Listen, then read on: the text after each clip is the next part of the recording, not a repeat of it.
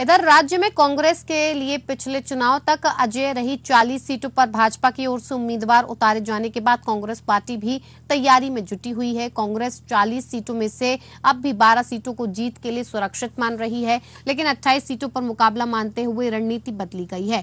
बताया जा रहा है कि एक दिन पहले कांग्रेस नेताओं की दिल्ली में हुई बैठकों में भी इन सीटों को लेकर मंथन हुआ है। भाजपा ने पहली सूची में 41 उम्मीदवार उतारे हैं, लेकिन इनमें से 40 सीटें भाजपा की हारी हुई हैं। एक विद्याधर नगर सीट पर भाजपा का ही दबदबा रहा है। कांग्रेस पार्टी सूत्रों का कहना है कि भाजपा की ओर से 7 सांसदों को चुनाव मैदान में उतारने के साथ ही सोशल इंजीनियरिंग के तहत कई दिग्गज नेताओं को भी टिकट दिए गए हैं। इन हालातों में कांग्रेस की ओर से इन सीटों के लिए उम्मीदवारों के तैयार किए गए पैनलों में अब कांग्रेस पार्टी रणनीति बदलते हुए उलटफेर कर सकती है।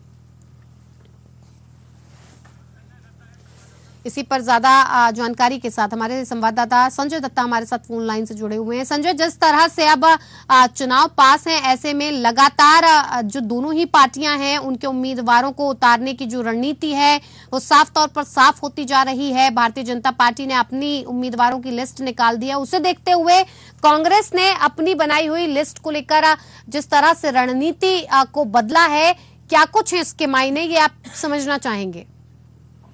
देखिए, जहां पर भाजपा ने 40 सीटों के उम्मीदवारों की घोषणा की थी, वहां पर 40 सीटों पर कांग्रेस को फिर से मंथन करना पड़ रहा है और जो पहले सूची बनी होगी उसमें से कुछ नामों का फेरबदल कर सकते हैं, क्योंकि कांग्रेस को किसी भी तरह से कोई जोखिम उठाने के मूड में नहीं है। क्योंकि भाजपा ने जो सीटों पर जिस तरह से सांसदों को उतारा है और इसके अलावा जो नाम दिए हैं उसको लेकर भी कांग्रेस कहीं चिंतित है। वो 40 सीटों पर 40 सीटों की बात करें हम तो ये कह सकते हैं कि पूरे राजस्थान की जो भी सीटें हैं उसको लेकर आने वाले समय में बदल हो सकता है।